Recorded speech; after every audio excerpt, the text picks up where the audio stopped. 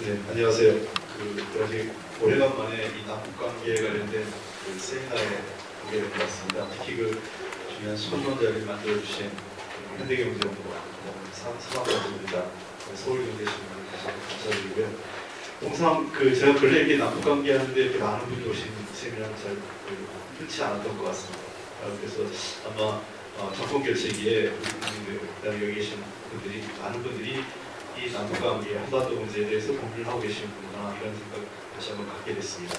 여러 가지 시간 문제가 있기 때문에 제가 먼저 꼭 질문을 드리고 싶은 것부터 먼저 하고 제 생각을 말씀을 좀 드리겠습니다. 제 생각은 전반적으로 앞에 모든 세 분의 발표문과 큰 차이가 없습니다.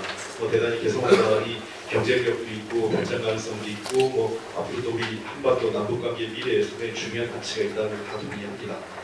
그걸 전제로 해서 좀 말씀드린다면 우선 홍순직 박사께서 말씀하신 것 중에서 개성공단 잠재력에 동의를 하지만 과연 북도 그렇게 보고 있는지입니다. 현재 최근에 남북경협 수준이 2011년에 제가 알기에는 30% 남북경협이 북중경협의 30% 수준입니다. 제일 많이 근접했을 때가 2007년도 90%와 좀 넘었어요. 근데 아마 2012년은 제가 보기에 한 25% 이하로 떨어졌을 것 같습니다. 북중경협 대비 남북경협의 수준이요. 특히 황금평과 라성 개발, 소위 북중 간의 접경적 개발이 본격화되기 시작하는데 과연 북도 개성 북이 입장에서 자기의 국가적 영역, 경제 발전의 방향이 개성공단 쪽으로 올 건지 아니면 그에 비해서 상대적으로 북쪽으로 하는 것이 자기들한테 도움이 된다고 생각하는 건지 이 문제에 대해서 우리가 좀 검토해야 될 필요가 있지 않나. 과연 지난 5년간의 답습을 한다면 개성공단의 미래가 있을까? 북측이 관심을 가질까 하는 문제. 그 다음에 두 번째 조봉현 박사께서 말씀하신 게 있는데요. 제가 보기엔 이런 문제는 좀 제가 보기엔 약간 동의하기 어려운 부분이 있습니다. 41페이지에 뭐냐면 개성공단이 남한의 공단이면서도 최종 결정은 북측의 법과 의사결정에 따른다는 거예요. 정확하게 하면 개성공단은 북측의 공단입니다. 북의 영토고요. 우리가 이걸 인정해주지 않고 우리 거라고 얘기하는 것은 좀 더 그런 잘못된 우리가 판단하지 않을까 이런 생각을 합니다. 물론 우리가 개발을 했지만 영토적으로 북측의 영토고요. 북측의 법이 관할되는 지역입니다. 그 다음에 두 번째 이 국제화를 어떤 비전이나 어떤 대안의 하나로 제시를 하셨습니다. 현재 박근혜 당선인도 개성공단 국제화를 얘기하시는데 과연 이게 답일까 하는 문제입니다. 물론 국제화에 대해서 부정하진 않습니다. 외자결이 들어와야 되는 거 중요하고요. 2007년도 한참 남북관계 좋고 개성공단 활성화될 때 중국 측에서 어떤 제안까지 비공개로 들어왔었냐면 자기들한테 한 100만 평이든 10만 평이든 떼주면 중국 기업 전용공단을 중국에서 투자해서 다 하겠다 이런 얘기까지 있었을 정도로 중국 쪽에서 관심이 있었던 지역입니다. 당시에 그리고 세계 유수의 기업들도 타진을 했었던 게 사실이었거든요.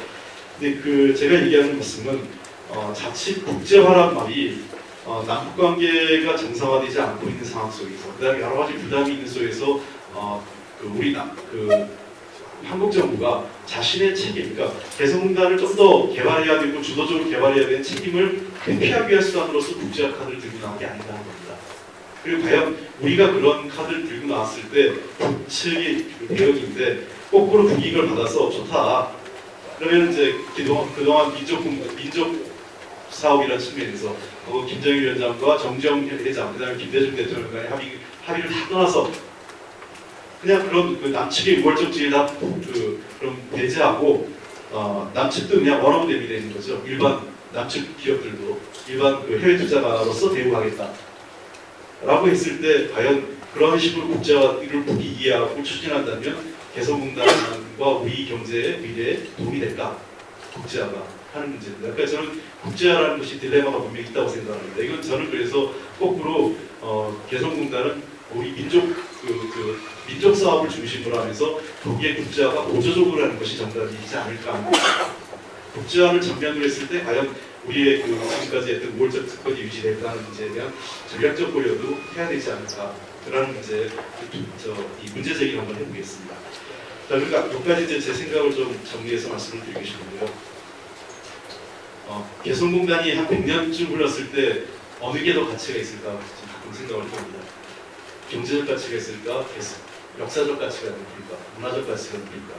제가 이 얘기 말씀드리자면 그 경제자유도시라는 것은 아주 오래전부터 나왔습니다. 역사적으로 14세기 전후에서부터 이탈리아 북부 도시들이 모태가 된 건데 그 외에 독일의 하노버라든지 함부르크라든지 다 이제 경제자유도시로 발전을 했었던 건데 과연 개성공단도 어느 시점 되면 한반도의 분단을 극복하는 역사적 가치로서 경제적 가치보다 역사적 가치가 훨씬 높은 그런 것으로 역사책에 기록될지 모르겠습니다. 그렇길 바랍니다. 저는 개인적으로. 그러나 그 개성공단 사업은 현재 우리 경제에서 상당히 새로운 성장 동력으로서 굉장히 중요한 점입니다. 앞으로 우리 경제 이제 3%를 넘는 것이 쉽지 않은 저성장 시대로 진입했습니다. 물론 고성장, 저성장을 해서 고성장이 무조건 좋은 건 아니죠. 이제 저성장을 당연하게 받아들여야 되고 실제로 우리 그 정부 실업률이 맨날 3점 몇 프로인데 이거 사실 뭐 말이 안 되는 거고 서구 기준, OECD 국가 기준으로 하면 우리나라 그 실업률도 8% 이상 될 것으로 생각합니다. 자, 이런 그 저성장과 고실업, 그 다음에 이제 더 이상 수출 주도로 경제 성장하기 어렵다면 내수 중심의 뭔가 성장을 해야 되는 그런 속에서 과연 이 새로운 성장 능력을 위해서 이 개성공단을 넘어서 북한과의 경제협력 또 이 북방 내육지역으로서의 그 우리가 경제 발전을 해야 되는 과정에서 상당히 중요한 하나의 우리가 도약의 별판, 디딤돌이 개성공단이 되지 않을까 생각을 합니다. 제가 이 말씀을 드리는 이유 중에 하나는 2년 전, 2011년이죠. 2011년 가을에 제가 유럽에 한 학술회의를 갔었는데 BRIT라는 회의였어요. 재밌는데 이 회의의 그 BRIT가 뭐의 약자면 Border Region in Transition입니다. 그러니까 전환기의 접경지역이라는 이제 학회인데요. 원래 이 지리학자들, 유럽의 지리학자들로부터 시작돼서 거기에 이제 인문학자, 사회학자들이 같이 붙어서 이게 학회가 좀 커졌습니다. 즉 접경지역을 중심으로 한 연구입니다. 그래서 학회가 학술회의를 하면 꼭 접경지역에서 해서 하루는 이 나라에서 하고 그 다음 날은 다른 나라에서 회의를 하고 하는 건데 그때는 스위스 제네바에서 하고 마지막 날은 그레노블 가서 프랑스 그레노블 가서 회의를 했습니다.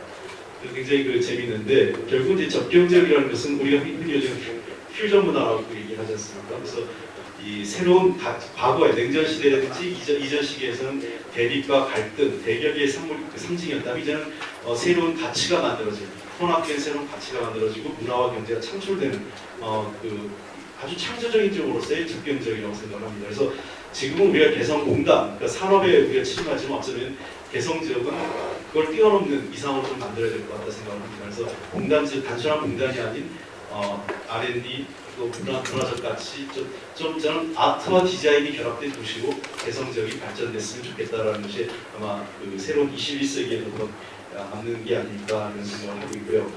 마지막으로 그 박근혜 당선인께서 그 대선 기간 중에 했던 말씀이 이런 게 있으세요. 분명히 그 조건 없는 단국가 대화를 하시겠다. 이거 TV 토론에서도 얘기하셨던 거죠. 그리고 정치적 상황과 무관하게 인도적 지원을 하겠다. 그 다음에 남북교류 협력을 하겠다고 했습니다. 대규모 협력 사업은 뭐 고려 안 하려 안 할 수도 없고 좀 고려하겠지만 대규모 협력 사업이 아닌 거라면 정치적 상황과 무관하게 인도적 지원과 남북교류 협력을 하겠다고 하셨기 때문에 저는 이 조건만 지켜진다면 남북관계에 새로운 돌파구가 만들어질 수 있을 거라고 생각합니다. 남북관계 5년인데요. 저도 이렇게 지난 참여정부의 경험이라든지 또 이명박 정부를 이렇게 지켜봤을 때 느끼는 5년 중에 사실 1년이 결정을 한 것 같습니다. 1년을 잘못하면 3, 4년이 그냥 흘러가고요. 마지막에는 임기 5년의 대통령에서 쫓기면서 노무현 대통령 당시처럼 쫓기면서 대통령 정상회담을 하거나 아니면 못하거나 이렇게 되는 것 같습니다. 그래서 임기 1년, 그리고 특히 인수위로부터 해서 한 정권 출범해서 한 3개월 정도가 상당히 중요한 시기가 아닐까 생각하고 박근혜 당선인께서 또 하나 더 추가하면 이미 7.4 남북공동성명부터 6.15 14까지를 존중하겠다는 말씀을 여러 차례 하셨기 때문에 그러한 당선, 그러니까 후보자 시절에 했던 그 기조를 당선인이 돼서 좀 다시 정확하게 이해하고 지켜주시면 좋겠고 그러한 것을 바탕으로 개성공단 문제를 바라보셨으면 좋겠습니다. 개성공단은 볼 때마다 보는 사람마다 다를 겁니다. 아까 전 유창근 회장님 말씀이 맞습니다. 기업인은 돈을 벌기 위해서 하셔야 되고요. 정치인은 좀 더 큰 비전과 미래를 보면서 해야 될 것 같고요. 그 다음에 학자들은 새로운 통합과 이 평화 연구라는 측면에서 개성공단의 가치가 있습니다. 모든 사람들이 자기가 처한 위치에서 개성공단의 가치를 보고 접근하게 될 것을 봅니다. 그런 속에서 개성공단은 하나의 완성된 모양새를 가져갈 것을 보고요. 이런 개성공단이 저는 틀림없이 대한민국의 미래와 희망을 열어가는 중요한 경제를 넘는 중요한 가치를 내포하고 있다고 생각합니다. 네, 감사합니다.